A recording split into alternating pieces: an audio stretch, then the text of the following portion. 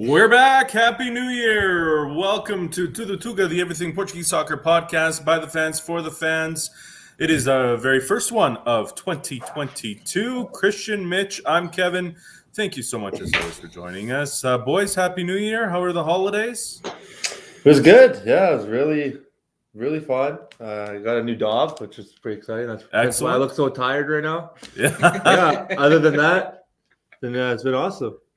Yeah, it's been good, man. Happy New Year, guys. It's good to be back. We missed doing this, so lots to talk about. I want to jump into it. Well, I know that you can see that smile on Mitch's face, and that's because there was a big change in Benfica land. But we'll get to that in a second. Let's start off, though, Liga Portugal. Before we get to what's going on with Benfica, it has been a big week. So we're going to kind of jump around here, okay? Because it's been a little bit since we've kind of done this podcast here due to Christmas holidays and so forth. So let's talk about this week specifically. That also then brings us up to the halfway point of the season, and then that's when we can kind of talk about the derbies that have happened and so forth, all right? So let's talk about this week specifically. And FC Porto suddenly find themselves in the driver's seat, but they didn't do it easy. They were down 2-0 to Estoril, and they came back to win 3-2. They're now in first place, whereas Sporting dropped points against Santa Clara. Always difficult to get points when you head out to the Açores, but a missed opportunity there for Sporting. So I guess when we take a look at that, we're halfway point of the season. Should we be hitting the panic button for Sporting? Conversely, is Porto looking pretty good right now? Well, Sporting's, as all teams are going through this right now, we had a lot of issues with their backline. Actually, against that Santa Clara game, they were able to score 3 goals against us, something that hasn't happened since the last time we played. Well, not the last time. Last year when we played Benfica at Deluge. Mm-hmm. So it goes to show that Poku's out, Inácio is out, Vidal is out. You know, it's not an excuse. We should have more depth. We should be winning. I'm just saying that you could tell that something you brought up early on in the year is the depth issue, and we have a few holes. Like Neto isn't good enough, in my opinion, to play for us. He was horrendous, and my God, was this guy bad. All 3 goals came from his side. And I don't agree with this export, but I guess some of the people went and attacked him on social media saying that go back to Braga and stuff. I condemn that. I know there's a lot of hotheads after the game, given how important that game was. But you know what? Hats off to Santa Clara. We talked a lot about them, surprisingly, at the beginning of the year, talking about how great of a team they are. And they're finally coming around. They actually have some real quality players. Mainly one player that stands out. He's actually on my FIFA team, Lincoln. Yeah. He is a special player. Yeah. And yeah, honestly, they did deserve it. But I got to say, I think even Mitch can agree to this. That was one of the best games I've seen all year. Is back-to-back open, and I love seeing that in the Portuguese League.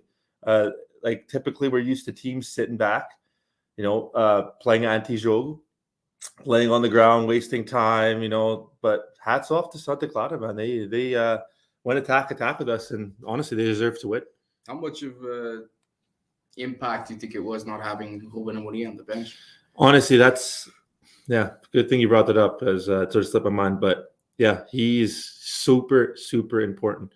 There was a thing I was reading. It was like when you see Joao Moutinho squatting on the sidelines, thinking it's dangerous time for the other team, because his importance, his leadership, what he implements to the team, his presence, it's huge, and we've seen it, especially when his backup coach is 25 years old.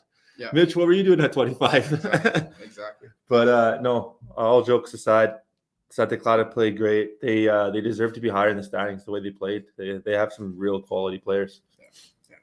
What about FC Porto and Estoril here? Because Porto was, my goodness, they looked like they were in big-time trouble, but they managed to pull it off. So, I mean, again, we've talked about this in the past. You can't afford to drop points in games that, in theory, you should win. That's not to take away Estoril. They're sitting in 5th place right now. They're having a pretty good season.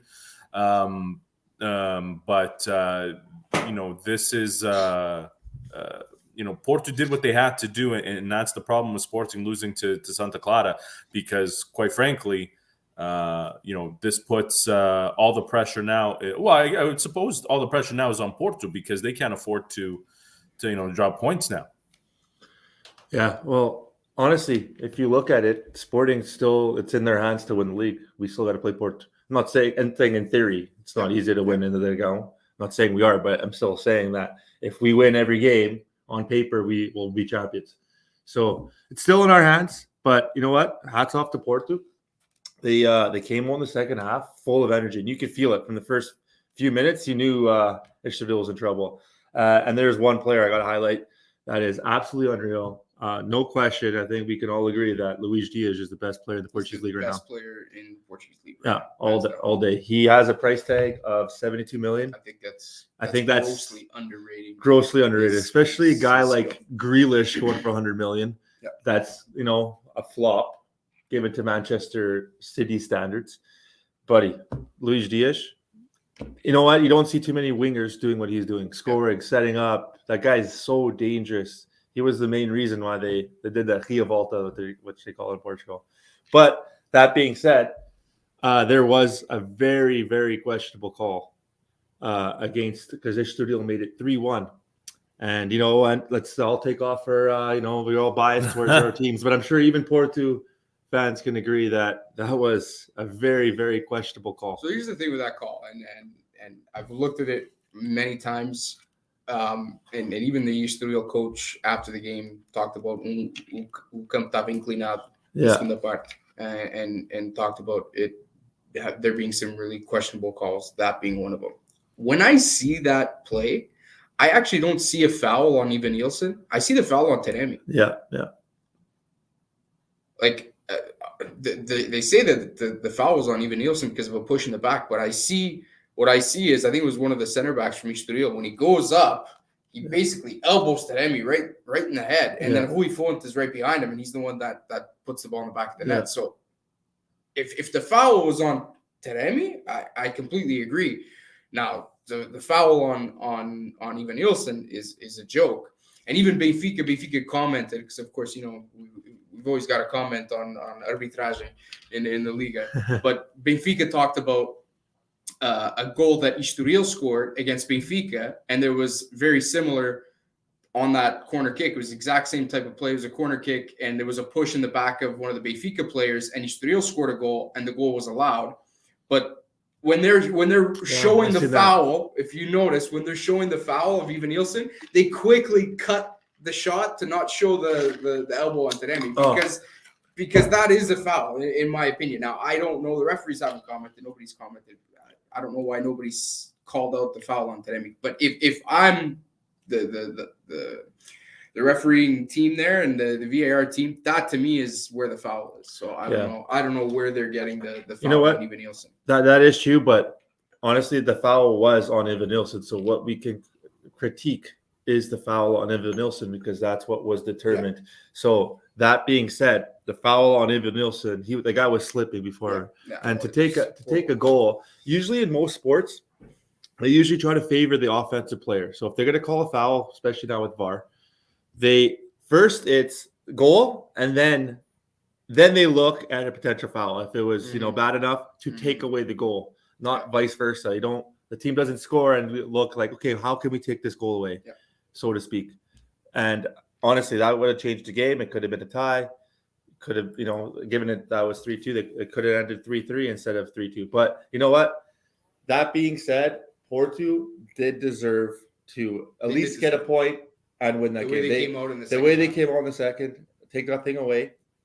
They did really well. They played really well, and they played like a championship team. Those are the games that you mentioned something. Them coming out in the second half, and we've talked about this lots. How much we admire Sergio Conceição as a coach. All clubismos aside, what that man is able to do in the locker room to rally his players every time is phenomenal. And I think a lot of people underrate his ability to do that and to manage a dressing room and to get his players motivated. And you see it, when a team is down 2-0, that is where a coach, the true ability of a coach really comes comes to the forefront. You see whether a coach is really capable of managing that dressing room if he is able to get his players riled up to make a comeback like he did. And you can see it, man. You saw, like you said, those players came out. It was a completely different team in the second half. So hats off to Conceição. Of course, his son grabbing the winner. I don't know if you guys remember. I think it was against what team was it against, where she came on and scored a winner, and then there was a moment like this, and then it got called back for yeah, that was tough. They're crying and stuff. They were both crying, and then it got called back. This time they actually got to celebrate.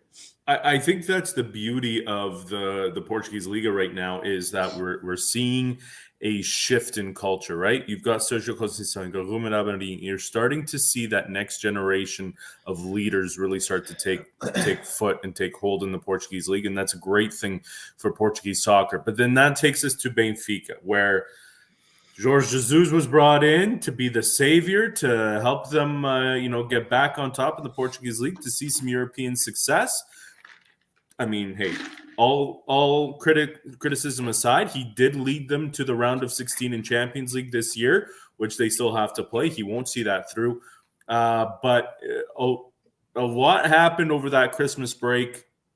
Jorge Jesus suddenly found himself on the outside looking in. He's no longer with Benfica. Mitch, what the heck happened?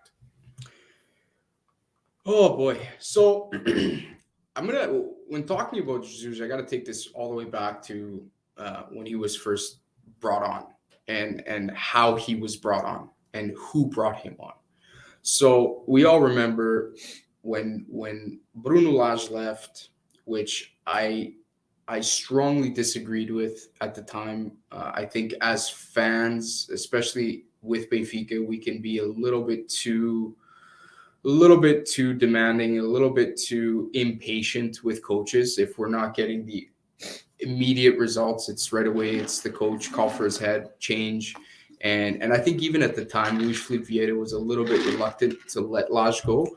And I think it was a big mistake. Regardless, he left. And at the time, we have to kind of look at the climate that was around Luís Filipe Vieira's presidency at the time. He was going to be coming up for re-election. There was a lot of people who were starting to really dislike Vieira.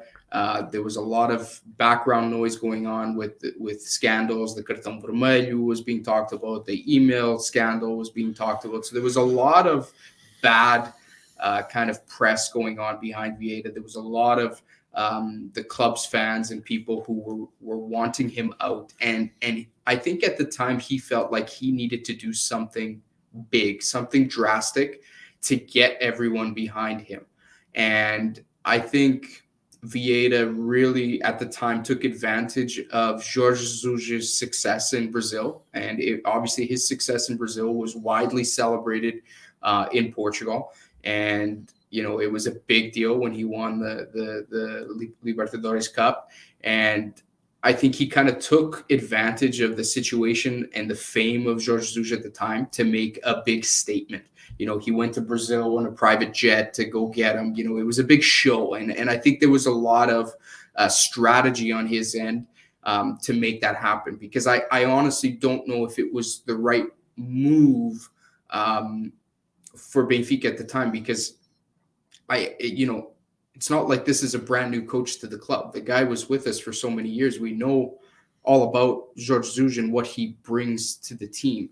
And I think it was a lot more about, making a big splashy show, because then it was not only bringing Jorge Jesus, it was, not only we're going to bring Jorge Jesus, arguably the best Portuguese coach in the world right now because of what he did in Brazil. But now we're going to invest 110 million euros to give him an all-star team, a world-class team that's going to make us competitive in Europe.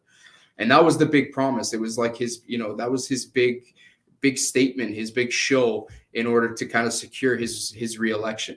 And Jorge Jesus, obviously we all know what happened with Luís Filipe Vieira. We all know what happened the first year that Jorge Jesus was in front of the team. And I think there was so many people against Jorge Jesus, not only because there's still a lot of open wounds from when he left Benfica to Sporting all those years ago. But I think there's also a lot of fans and people within the association who still associate Jorge Jesus with the Luis Felipe Vieira era and that whole thing. And I think it didn't really matter, because if you look his results, and Kev made the comment, he got us through to the next round of the Champions League. I mean, the results were not necessarily the worst ever, but he did not have the full support of the fans and the association behind him, just because of the era I think that he represented and of that.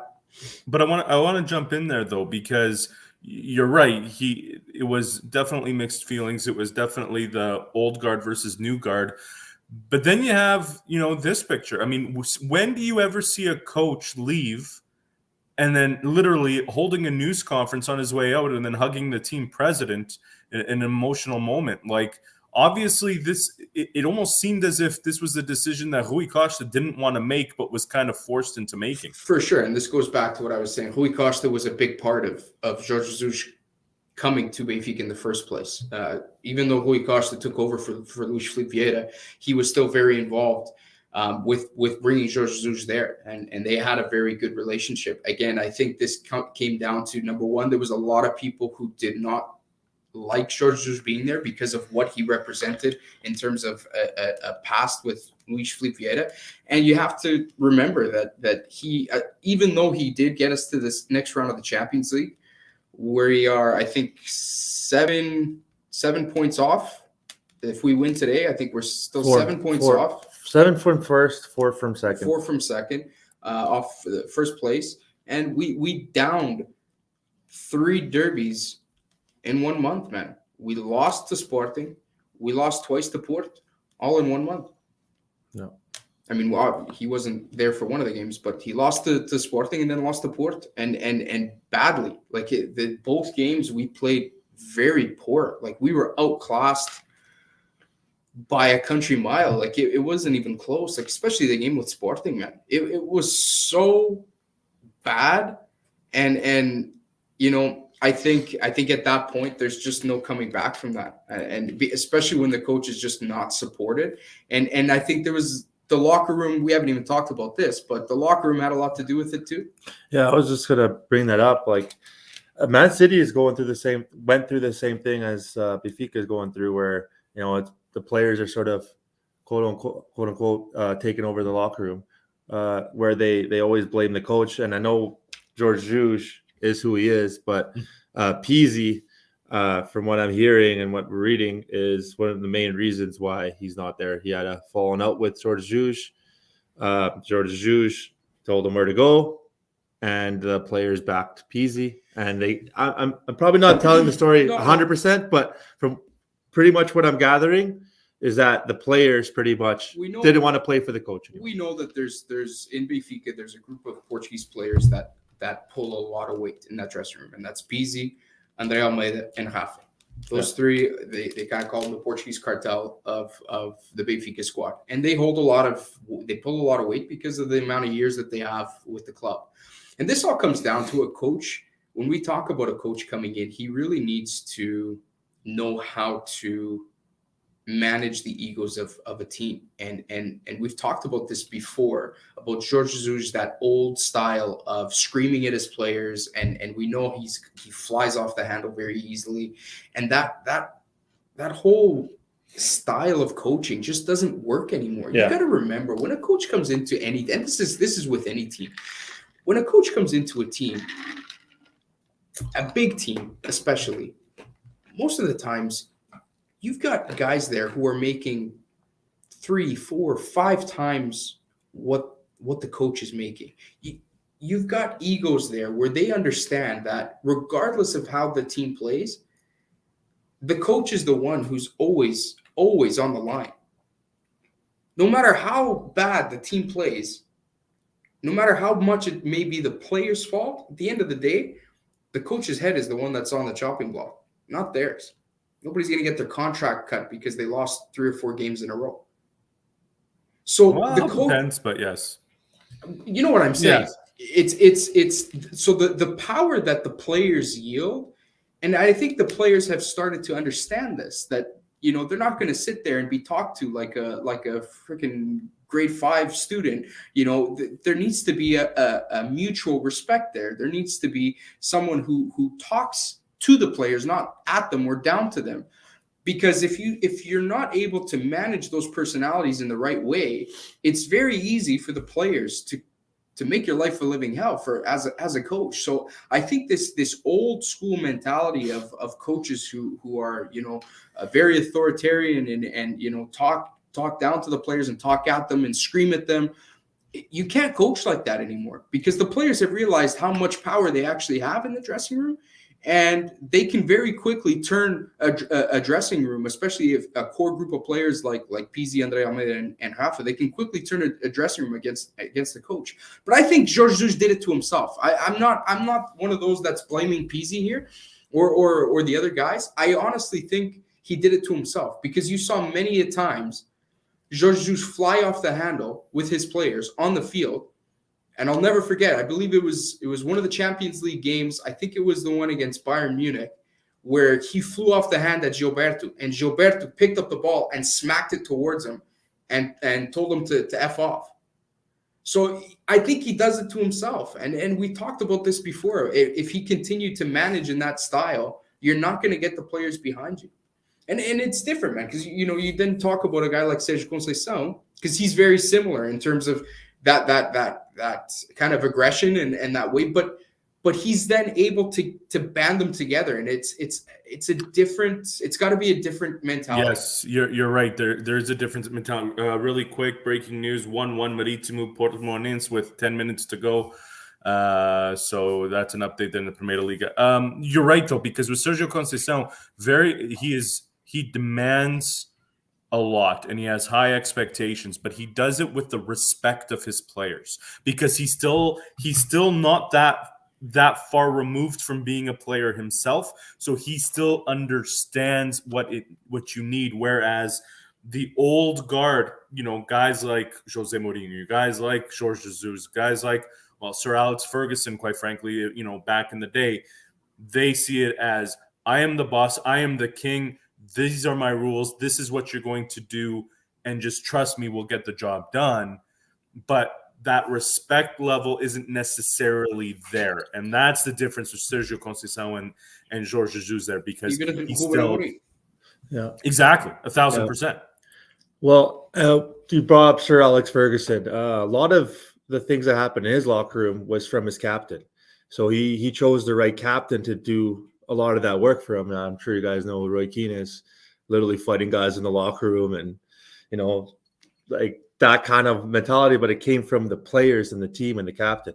So like you said, with Conceição compared to Jorge Jesus, it's all about getting the respect of the team. You can be that sort of totalitarian kind of guy, but it has to come off in the right way. Mm-hmm. Where I feel like Jorge Jesus he's really egotistical. It's a lot about him. I won. They didn't win because they didn't do what I said. Me.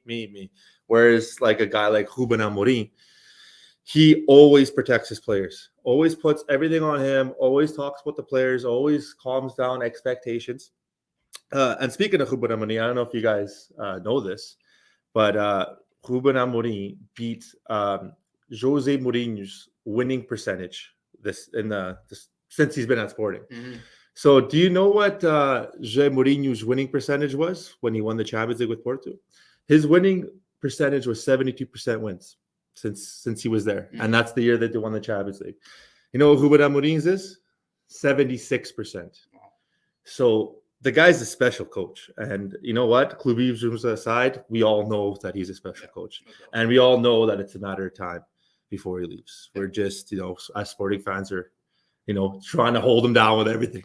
Strap him down, pay him, whatever. But I mean, it's inevitable. He's a very special coach, and he's that kind of guy. Like you touched. He's the reason why I think he's doing so good and so successful is because he's sort of that new age coach, where he's a player manager, also a tactician. And this goes back to what I was talking about. Why I was so upset when Bruno Lage left, because I felt that Bruno Lage was that type of coach. Yes. He was a guy that came from the the youth level. He knew the players at a different level, and and we're seeing now with what he's doing with Wolves that he's in that caliber as well. I mean, he was elected, I think, top 50 manager of the year, one of the top 50 managers of the year, and it's for a reason. And I think a lot of people have the same thought as I do, that had you given Bruno Lage the same money and the same budget that you gave Jorge Jesus to build a team, where would Benfica be today? I don't know, but I believe we'd be a lot better off than where we are. I'll tell you that right now. So that brings the question: where does Benfica go from here in terms of? I mean, you look at this season; they're going into today's game. They're 10 points back of first. I mean, this season almost seems to be a little bit of a write-off. I mean, we're at the halfway point. Lots can change, but quite frankly, the season's pretty much a write-off. You still have the Champions League where you can focus and still try and do a good run, but looking forward, what does Rui Costa have to, who is he looking for? Who are some of the managers that they could look at? When, again, we've talked about this ad nauseum today. Sergio Conceição, Ruben Amorim. Where is Benfica's next manager? How does that person fit in there? Because that's the gold standard. That's what you want to see. You need a new generation of a manager. Who is that person for Benfica? Well, right now we've got Nelson Verissimo, who's looking after the B team. I guess he's going to be there apparently till the end of the season. I really personally feel like we should try and go after Abel Ferreira. To me, Abel Ferreira right now is that next name when we talk about Sérgio Conceição, Ruben Amorim. I think in terms of young former players that are doing big things right now. I mean, we talk about how good and how famous Jorge Jesus was when he was in Brazil with Flamengo. Well, Abel Ferreira won the Copa Libertadores twice in a row. He's won the Brazilian league. He arguably did a better job, or has done a better job in Brazil than even Jorge Jesus did. So, I mean, to look at any other coach right now that is doing big things and is at the caliber that I feel could make a huge impact with Benfica, I think it's Abel Ferreira. I think that would be our number one choice. Outside of that, there's other Portuguese coaches who are available right now. Nuno Espírito Santo is available. Paulo Fonseca. I'm not big fans of either to come to Benfica. I don't think that either even would. We all obviously know that Nuno Espírito Santo is a big Portista. I don't know that he would go. I mean, if the money's right, it doesn't really matter, but I can't see him there. So I don't know. I think Rui Costa's got to do some homework. There was talks about Andrea Pirlo coming in. No, I don't think that's a good move. I think that would be horrible. I think that would be horrible for the team, to be honest with you. I think the number one, and I would say almost the only option right now is we need Abel Ferreira. That seems to me like the obvious choice. I think there's another name there too. I'll get to that in a second. But Abel Ferreira, he's a great coach, and I actually mentioned that with you. We talked about it. That would be also my next coach in line. But I'm not sure if you know this, but he's also a pretty big hothead too. Yeah, he is. He's a lot like Conceição. He wears his heart on his sleeve. So Rich Ferreira watching. Thanks for tuning in, my friend. Actually, we have quite a few viewers in right now. Jonathan Chubby Chota, who is a regular viewer. But Rich makes a good point here. Abel's a nice candidate, but I prefer a German or English to crank up the fitness and toughness. You're not wrong.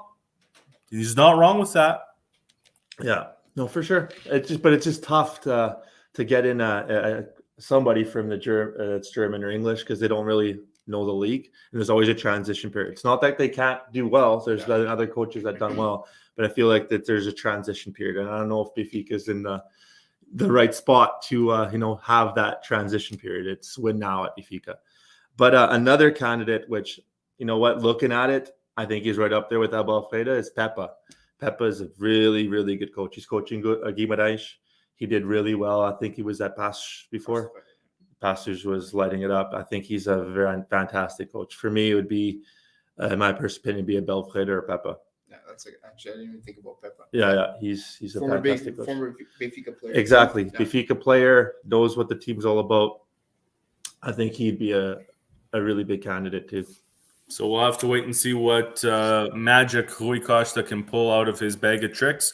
if there's anyone that could get the job, I'm a big Rui Costa fan, so I'm confident that he'll be able to make the right decision for Benfica, which, hey, it just makes the Portuguese Liga that much more interesting next year. But let's stick with this year. Champions League and Europe, round of 16. We've got the draw, and the draw was controversial to say the least. So let's talk about the current matchups first. Then we can talk about what else happened there. But as of right now, it will be Sporting versus Manchester City. Very difficult draw for Sporting. February 15th and March 9th are the two legs. Benfica, well, they get paired up with Ajax February 23rd and March 15th. The one thing, the wild card in all of this, I will say, is the COVID factor, because at any time COVID could end up causing a problem. You could get players out, key players on the protocol list and so forth.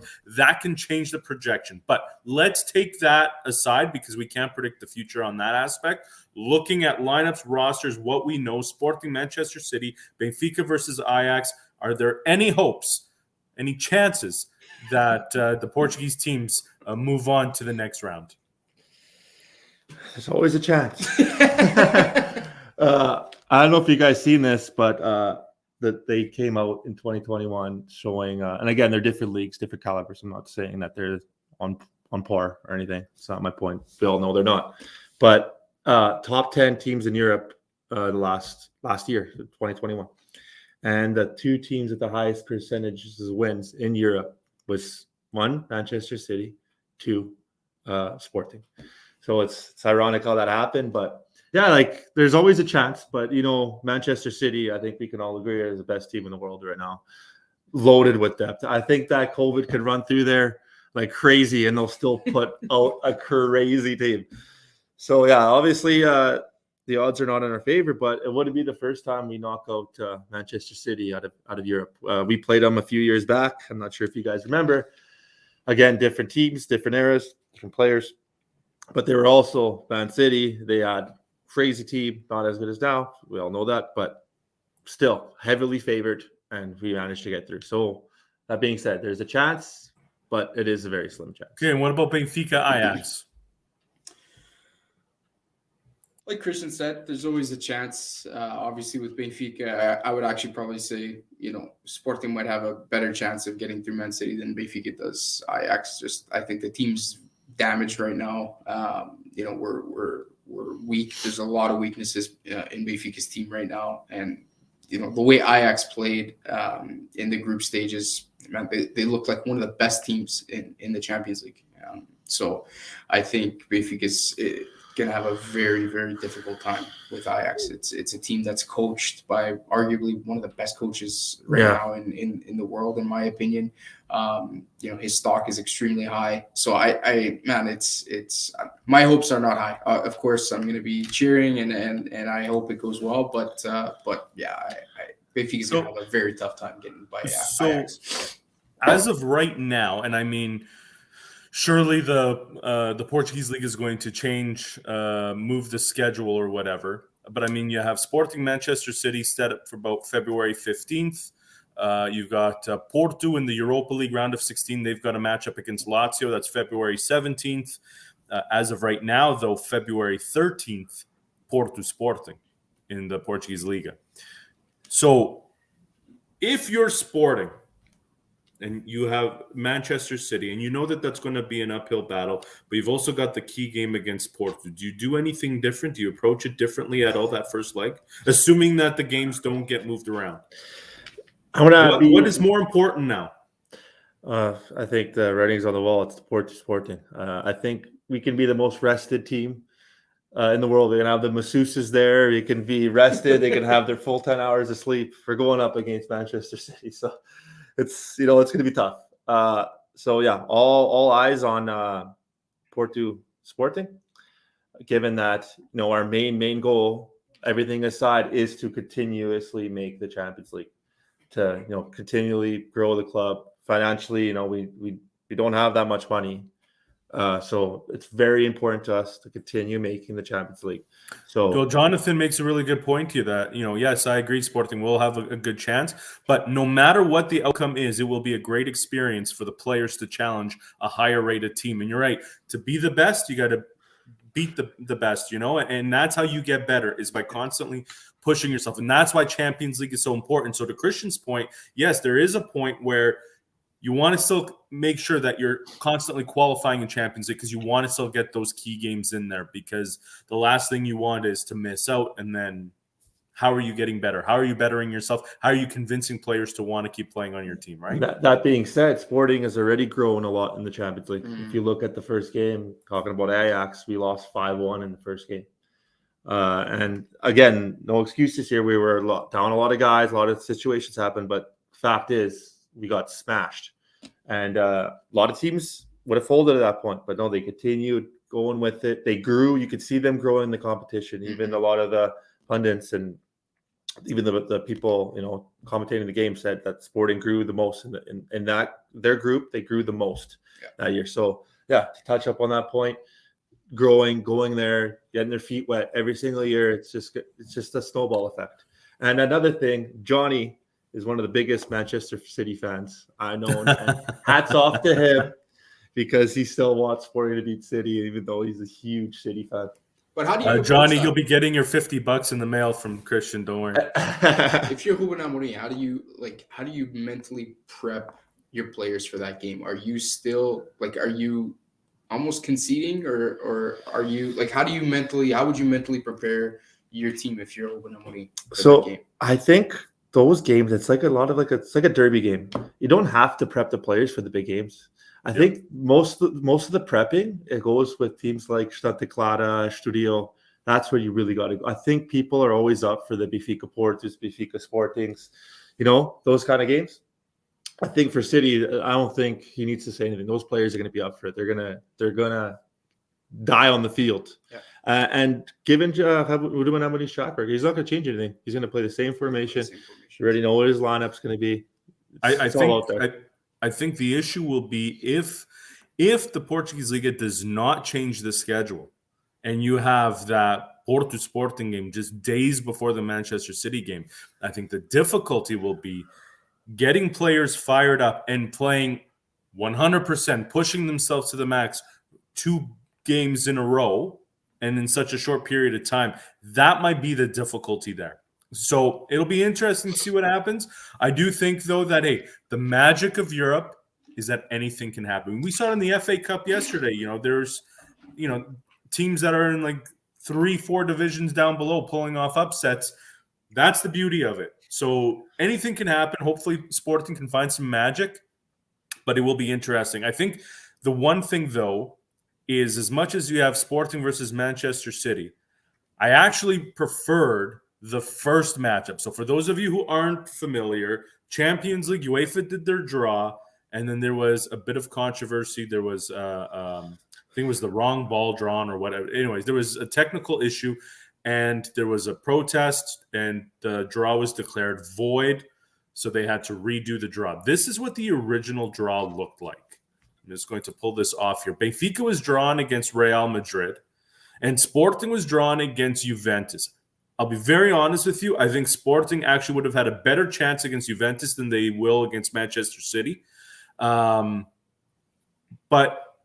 Benfica, they were in tough regardless of who it was going to be.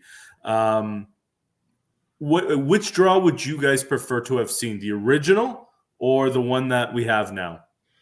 The original, all day.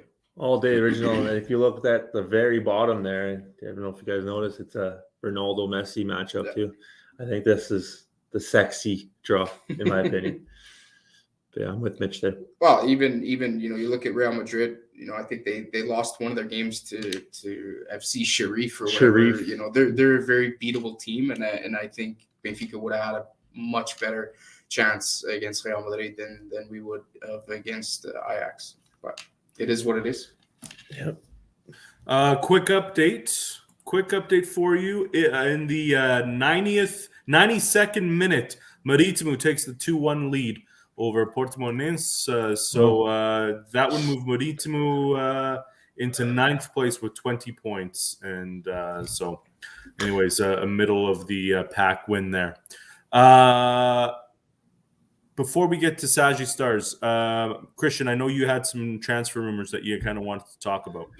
Luis Diaz has a huge transfer rumor to go to Liverpool. I think it's 72 million.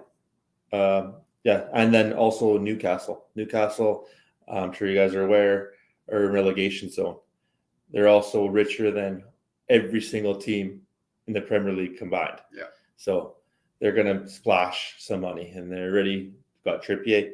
I think Luis Diaz, I'm sure Porto's going to want to hold him in January, given them where they are in the league, first place. But yeah, I could see him either going to Newcastle or Liverpool. I think it would be stupid for Porto to sell Luis Diaz at this point in the season. I think between now and the end of the season, his stock is only going to rise even higher.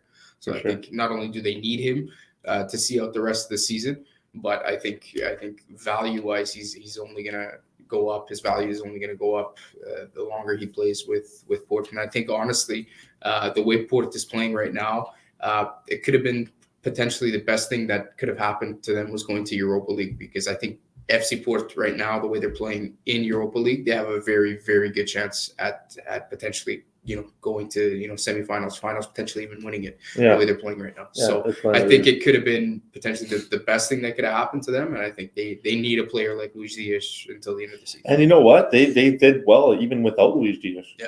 I think they didn't have him in the derby, right? Yeah. They won. So, I mean, they have a great team. And they have a lot of depth, man. There's a couple players there. There's three, but two main ones that wasn't playing that we talked about very highly, which was Vitinha and Vieira. And they're starting to play, and they're honestly superstars. Porto's building a great team right now. I think Wolves are kicking themselves that they let Vitinha go. Oh, yeah. That kid is something special. You can see it. Yeah. You can see how special he is. I think Benfica is kicking themselves for not having Jota back from Celtic. I couldn't go an entire podcast without mentioning him. Come on. For sure. Come on. For sure. To be fair, though, I would bring him back. They were talking about whether Benfica sell him or bring him back. I would bring him back because I think we need him right now.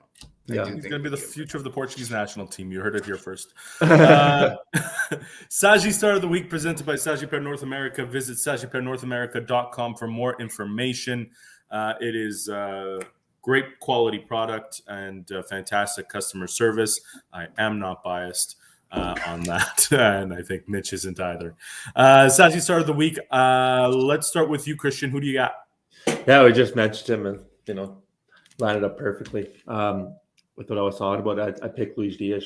You know what? All clubismo aside, we could see that he's a very, very special player. I was actually talking with one of my really good friends, Kevin Geralds, about it, and we were actually saying that in his position, not only is he one of the best players in the Portuguese League, he's potentially in his position one of the best players in the world right now. You don't see very many wingers in the world right now. There is some, but not very many doing what he's doing right now. Like, you really, if you guys haven't seen, watch the highlights of what this guy did in the last game. Pretty much single-handedly carrying Porto, driving the momentum went through them, making huge passes, huge plays, huge goals. Honestly, very, very special player. I think the day that he became very special, or the time frame became very special, was when in the Copa America. Copa America, he had a fantastic tournament. Great player. Better than Messi's, I think. Ricky was saying exaggeration, but we were playing pro clubs, and that's where it came up. My pro club, he's almost the captain of our team. He's always yelling on the mic. But yeah, my pro club's teammates, Ricky. We talked about it, and yeah, that's my personal opinion. A couple other people share it. But yeah, he's my Saji Star of the Week. And you know what? Your prediction of him going to Liverpool, I think, makes a lot of sense, because Jurgen Klopp has mentioned many times what an admirer he is of the Portuguese League, how much of the Portuguese League he actually watches. So I think he's very, very attentive to the players and the talent coming out of the Portuguese League. So that would make sense. Christian, quick here from Rich. Nice player, arguably the best in the Portuguese League, but has he really been put to the test? Like I said, he had a great Copa America against fantastic teams. I know that's such a small window, and I could agree that he hasn't played in the Prem yet. But man, like we know the game. We watched the game since we were little kids. You know when you see a special player. Yeah. Doesn't matter if they're playing in wherever. You just know. You can see how they play, how they read the game, what they bring to the team. You could just see a special player there. So. Yeah. On this podcast, we have 2 Sporting fans. We have a Benfica fan, and of course, we're all Portugal fans. But we are showing a lot of love to FC Porto today, and I'm going to continue that love with my Easy. with Love's my a strong Saji word. Star of the week. I'm giving it to Francisco Conceição, and why not? 19 years old, gets one of the biggest goals of his young career, and of course, he gets it with a big hug from his proud dad, Sergio. This kid he's turning into be something pretty special. So I'm very much looking forward to seeing how his career progresses. And that's the beauty of all of this, guys, is we are seeing, people who aren't familiar with Portuguese soccer, everyone just always like, oh, it's all about Ronaldo. It's all about Ronaldo. They're nothing without Cristiano Ronaldo. Man, we are seeing some great young Portuguese soccer players come up the ranks. And honestly, when the day comes, and it will be coming a lot sooner than we realize, when Cristiano Ronaldo hangs up his boots from international play, man, I'm really excited for this next generation. We've seen the golden generation. We've seen the Ronaldo era. Looking forward to this next generation. I really think that the future is bright for the Portuguese soccer and the national team. When you've got the likes of, Conceição, of course, you got Bruno Fernandes, and the list goes on and on. You got Jota from Celtic, of course, again, second mention. Drink, it's very exciting to see what happens there. Mitch, who is your Saji Star of the week? I went with Rafael Leão. Oh my God. As a ode to my Sportingistas, because I know how much you guys love him. But honestly, this guy, I don't know if you guys watched his performance against Roma. He came off the bench. The guy scored a beautiful goal. He bagged another 2 assists today in his game, and the guy to me right now is one of the standout Portuguese players in the world. He is looking very good. Stefano Pioli, the coach of AC Milan, actually made comparisons with Rafael Leão to Thierry Henry this week in a press conference. He said, he reminds him a lot of a young Thierry Henry. And I think those kind of comparisons are huge. And AC Milan's in the first place right now in the Serie A. And Rafael Leão is a big part of that team. And I think he is going to be he already is a big player. And I think he's going to get better and better as long as he keeps a good head on his shoulders and he continues a high work rate. This kid could be a big deal for not only in club football, but for the Seleção in the future. He could be a massive player for us. So I'm excited to see. Oh, Rich says start him versus Turkey. Absolutely. I mean, I think he deserves it. Turkey. So I got to say something. I know Rafael Leão, is doing great, but I could have put money on that your Saji Star of the week would have been Bruno de Carvalho. That's absolutely killing it on you Big smile. But you know what? Can we just take a second on Big Brother Portugal? This guy's lighting it up there. I think he's going to win it. You know what, man? I have, and everybody knows how not a fan I am of Bruno Carvalho in the past because of certain things. But let me tell you, man, his performance on Big Brother, I have become such a Bruno Carvalho fan. This guy makes me laugh. I wish he was still the president of Sporting, just for, if nothing else, an entertainment factor. That guy makes me fucking laugh. He is hilarious, and I hope he wins Big Brother. I really do. And he's great on the banjo or whatever ukulele, I should say. I don't know if you guys seen the ukulele video, but man, he's actually a funny dude, man. He really is. He's hilarious. Him and Mario Jardel on Portugal Big Brother. It's been fun to watch. Yeah, it makes me laugh. Oh, there he is. There he is. Oh, with his bright neon yellow. His dance moves. Playing the ukulele or whatever. What a time to be alive. You know what? I'm going to mention a special Saji Star mention, and we've talked about him in the past. Jorge Braz, he's been nominated again to be the top futsal manager in the world. This would be his 4th straight win. If he gets it, certainly has done a terrific job with the Portuguese futsal team. And Mitch, like you said, he's an Edmonton boy. He is, yeah, from Edmonton. So great to see that. So pretty exciting for that. So that kind of wraps up stuff today. Any final thoughts from you guys? One I'm hoping for a Other good. than Sporting is good, Benfica is bad. We're lining up for a good 2022. Man, A lot there's of big lots to games, be but excited about. I mean, we lots didn't. to be There's so much going on right now. We didn't even talk. Just quickly, special mentions to Joao Moutinho, 35 years old, and he's still creating magic in arguably the best league in the world. The goal he scored against the winning goal he scored against Man United was phenomenal. I love seeing that little engine. He's literally this little engine that just seems like he never slows down, man. So big shout out to Joao Moutinho and Daniel Pudence, also with Wolves, who I think is playing lights out right now. I was just looking, he scored another 2 goals for Wolves today against Sheffield United in the FA Cup. I think he's playing very well. I think he's somebody for us to watch out for to come into the Seleção in the next few games because he's playing very, very well. And I think we need tricky little wingers like that to come in and potentially bring some magic to the team. And I'm going to say another big shout out to Bruno Lage because I think he's doing a great job with Wolves. Yeah, to add on to that, another guy, and we've been a little hectic on him a little bit, and in my opinion, rightfully so, is Bernard Silva. You could argue that he's one of the best players, if not the best player in the Premier League right now. Yeah. But again, we say it, and I'm not going to dive into it. I just hope these guys show up in the national team. That's for another podcast. That's for another podcast. Well, you know what else is up for another podcast? Because as we get on, we'll need certain things and certain issues to debate and talk about. Rumor has it that Mitch got a Portuguese soccer Monopoly game for Christmas, and the interesting thing with that is, I want to take a look at all the spots. So, of course, Cristiano Ronaldo is the boardwalk spot. He's your top property. Where does everyone else fit? And who would you have as the cheapest property when you look at Portuguese national team players? And it goes through all time in history. So I think that'll be pretty fun to kind of look into that. See where Pedro Pauleta fits in. Does he even make the cut? Nuno Gomes, does he make the cut? I don't know. Does Eder make the cut? Given his big goal. Eder's on Baltic Ave, man. Yeah.